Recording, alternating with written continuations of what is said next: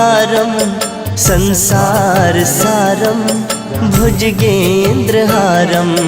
सदा वसन्तं हृदयारविन्दे भवं भवानी सहितं नमामि भवं भवानी सहितं नमामि कर्पूरकारं